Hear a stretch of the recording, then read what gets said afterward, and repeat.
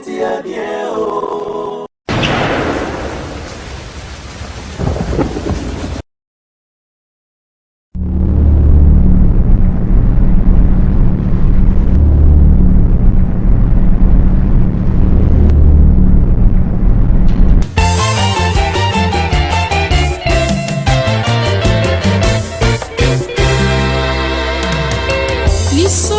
Solola kinga na yo na kati ya jardin molonga na ngai.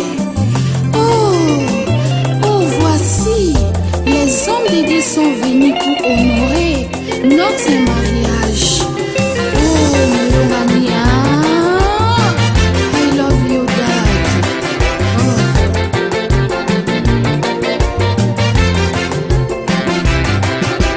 Eloko luka lelo na mokili oswi libala sina nguya na ye.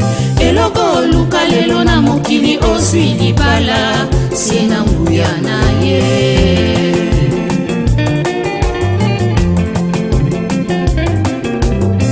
Tango kila kyadamu ezalaki malamu kasi omona kiete azuwa ya ye mosui oyeko kela Eva elekaki malamu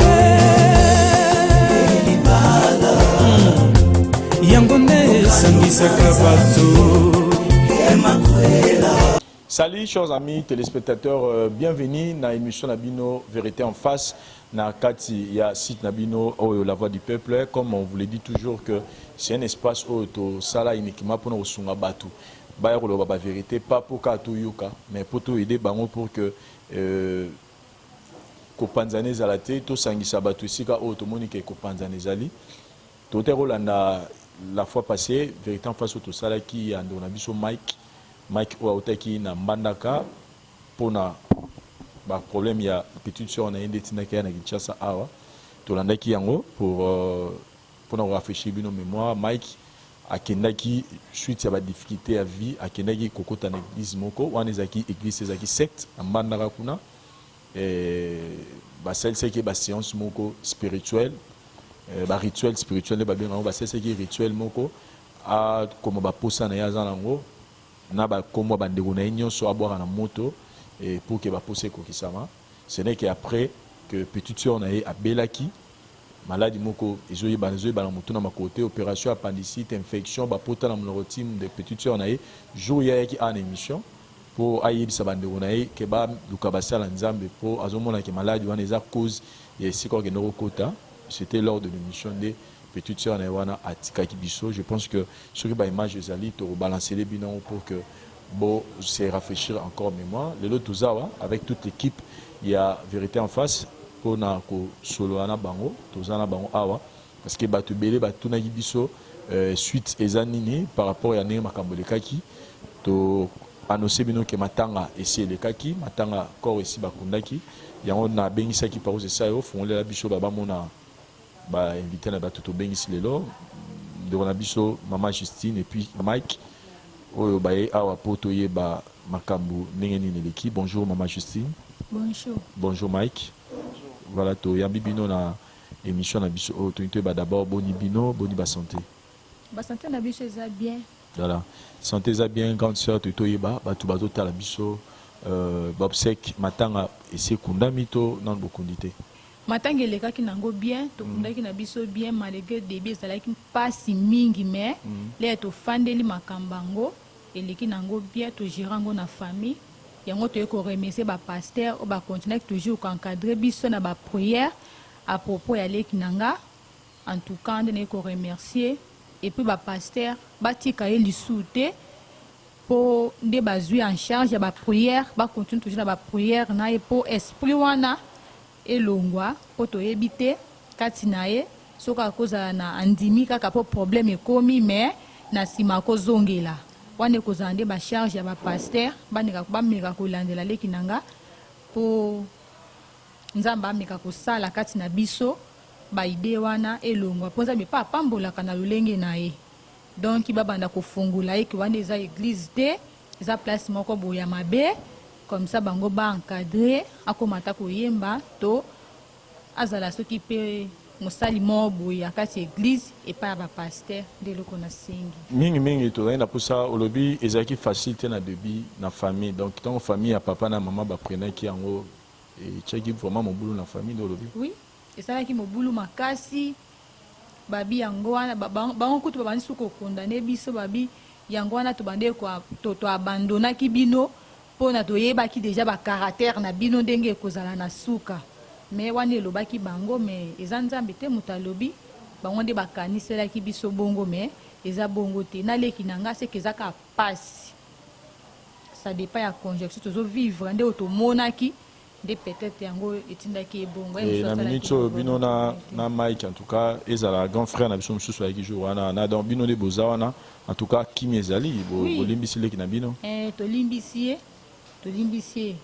ye puisque toza na kondima puisque basala nzambe baza wana il faut ka kimia ezala po tozala sude makambo mosusu nzambe nde akoyeba ndenge akointervenir na nsima lokola bapaster baza wana nzinga na biso balobaki mpe bakotika mpe biso te mais sikoyo likambo ya ndenge akomaki bakombo na bino wana baprière seke boleki mpe na baprière pour que baséance ya délivrance boleki yango bon ndenge eza wana nzambe ka alekaka kaka ata bango nde baza wana soki ezalaka nzambe donc neti nga mpo na nga na obanga eloko moko te puisque ata bango totalaka na batéâtre na bafilme ndenge ezalaka suka na bango bakimaka epai na yesu.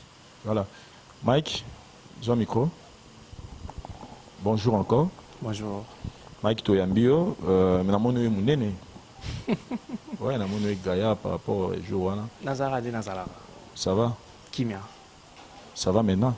Ouais, Kimia.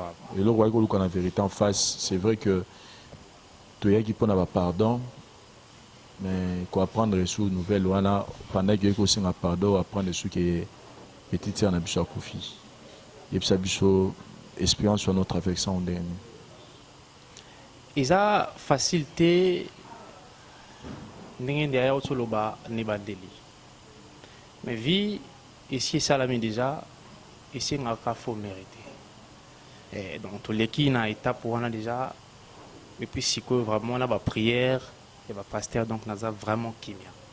On a vraiment kimia et puis comment vous gérez le problème en situation dans la famille alors que les qui portent entrée il y a lieu écouter pas comment vous gérez en famille na bande quoi papa bande quoi maman famille et tenir biso compte penzati parce que tous allons abandonner banda tamulai mais tout gérer mingi problème on a ba grand frère et puis grande sœur entre nous tout soigner en vraiment il est qui calme il est qui vraiment bien attends appeler bien matanga elekaki bien après matanga famille balandelaki vraiment makambo yango te babengaka biso déjà kombo wana ya bandoki banda kala uta toza ba amike mais apparemment zo le bon moi l'olendo ça te fait de la joie makambo comme là je te sens tu es dans ta peau tu es à l'aise esika oyo nzambe azali quel que soit pasi mais moi eloko moko ezalaka na nsima donc après baprière nde esekisinga bo donc sans prière nakokoki koseka te. Donc, nous sommes là, et puis désormais, nous avons donc, nous avons dit vraiment, puis le pasteur a dit la prière na bango, Tisuka, puis nous avons sala. Ou bien nous avons Nzambe.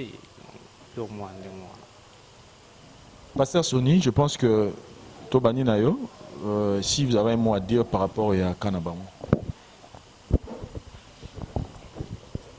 Bandeko, un mot à dire, Eza, Yarolbake. Ce qui est difficile aux hommes est facile à Dieu. Rien n'est impossible à Dieu.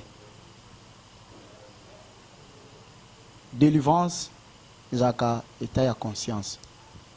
Ce qui conscience ne sali que non, Nazaka Mouibi. Ils ont déjà un pas pour la délivrance.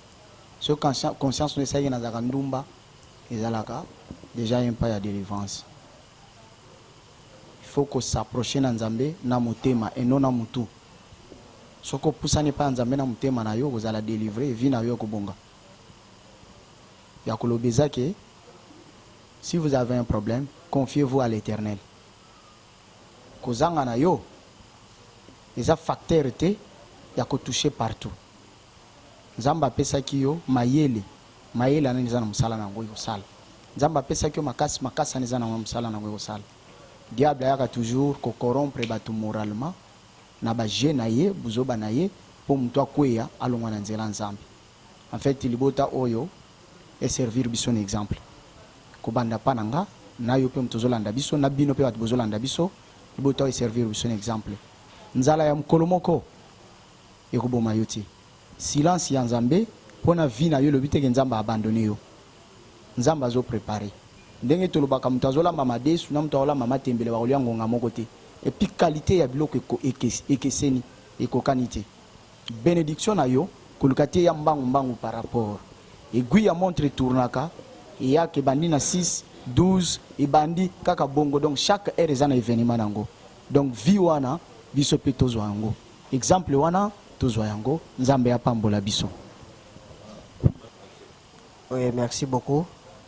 Eloko na kobakisa kaka moke ya kotalisa bandeko il faut koyeba esika nini ozokota mpona koluka elongi ya nzambe eza bisika nyonso te babelelaka nzambe nzambe nde esika nzambe wana azalaka nono il faut oyeba koverifie esika ozokende koluka délivrance na yo to esika ozokende koluka mpo nzambe akangola yo esika nyonso bazobeta mbunda eza esika nzambe azalaka te. C'est à toi de vérifier. Il y a ba pratique, il y a ba signe, il y a ba bisika nyonso zokota eloko ya liboso toyebela ke esika nzambe azalaka batombolaka kombo ya Yesu Kristo. Soki kombo wana eza kotombwama te bazotombolaka kombo ya Saint Esprit keba. Soki esika wana kombo ya Yesu ezolimwa bazotombolaka kombo nzambe keba. Parce que tozaka na kombo moko eyaka kobikisa biso na mokili oyo eza kombo ya Yesu Kristo. Eza kombo ya kokote, kombo ya kimbangu te, kombo ya tele te, kombo ya tele te. Nous avons qu'un seul nom qui délivre, c'est Jésus-Christ de Nazareth. À part ce nom, kombo mususu ezate. Il faut toyeba esika wana. Sinon, tango zomi kotisa bisika nyonso oyo komona ezosepelisa yo, conséquence ekozala kaka. Il y a beaucoup de gens sont initiés comme ça. À côté kaza l'église, zokanda za l'église te. C'est le même cas avec notre frère Mike. Mais lelo nzambe apesi esengo azongisi le esengo mais eloko ya koyeba zela ya loi eyebi kaka nzambe na mutu babumi na kindoki na yo mutu okufi nzela accident to zela mai to ya maladi tout ça eza loi eza nzela kaka nzambe oyo asali mpona ntina na yo nzambe apermettre loi ya sere na biso peut-être mpona ndeko na ya kangolama ube mpona libota ekangolama eba mpona libota eyeba ye mpe na mozindo makasi. Tout ce qui nous arrive dans la vie, il y a toujours une leçon à soutirer. Yo pour la émission oyo nyonso et ya karakati émission oyo eza pona yo pour tirer leçon moko ko sungo na kati na vie. Ko kokota ba muzinda ba fitilité te. Tala eloko ya mutuya oyo ko sunga bomo ina oyo ko sunga libota na oyo ko sunga bana na yo. E ko zala kitoko mingi nyonso to lekisa kango pambati. To ya ko lekisa awa pona ko yo ozongela nzambe yo opambwa ma yo o évoluer yo ozoluka mena bonzambe eno na mokili nzambe apambola bino bato bolinga vérité en face nzambe pe apambola bandeko nanga boyo bosepeli koyamba biso na mabota na bino pona tina ba prière pona tina ba conseil nzambe pe pambola libota oyo satana zana makasi moko te lokola bango bakotisi Yesu nyonso ya bango eza ok kolo apambola biso. Pona ngai en tant que maman nasepeli eloko oyo baye kozongisa merci awa lokola basangani bakomi mutu moko po esika lisanga ezali bakangami baza sude satana akokaka kokota te mais soki baza séparé nde esika satana sikoyo ayaka po atravailler esika wana eloko na kosenga na bango bakangama na basali na nzambe bakangama ndenge bazali ya mwasi na ya mobali na leki na bango bazala na bomoko milimo nyonso wana o ekotaki kati na baleki na leki na ye ekolongwa na nzela ya liloba na nzambe bakokende liboso bakopambolama bakozala mitu bakozala mikila te nde maloba na ngai en tant que mama aluti koyebisela bango yango wana. Bien, merci ba maman, na ba pasteur pour un conseil au PC. Na kokene musika mingité, c'était ce qui était plus important pour la bande de bota la chose qui bangi ba yeba état na bino et ben moi on a vu sur les tia Sakoufi que son nom repose en paix. Mais s'il faut dire un mot parce que yo une expérience mon vie à cause de l'ignorance au père de l'équipe nombali. Il y a moi si plutôt. S'il faut conseiller, s'il faut dire un mot expérience sur l'équipe n'en ça bisoni.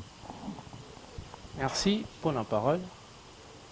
Ndeko nanga ya mwasi to ya mobali ozolanda ngai sikoza.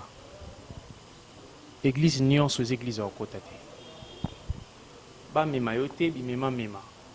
Excès ya komema bimema mema yango yo ememi ngai esika mona azalaki kutu sur te kina kokoma boye. Confie mingi nzambe tia nzambe liboso ya makambo na yo nyonso ndo omona réussite. Donc conseil naza vraiment pour na bino surtout nzambe ndaleka liboso na nyonso. Numéro na téléphone eza nini? Numéro na téléphone eza plus 243 89 56 59 147. Voilà, merci Mike. Grande sœur Oroy Psabsoni né à souk avant to clore émission na biso. Ya soka kana remercier bino mingi. C'est ma micro. Ndenge pe leki nanga ya kiawa ko ya ko luka bino. Eza vraiment lipamboli puisque toyebi te soka yaka awa te toyebi te to suka ndenge nini. Mais lokola nzamba azaka nzambe. Soki eloko ninge komela biso mais soki na ngo alakisaki po ya awa po tozwa kimia de tozwi kimia boye en tout cas kana remercier bino kaka eloko na bino ekende ka liboso kaka. Voilà, merci. Bien habité peut-être dans la position au plus c'est vraiment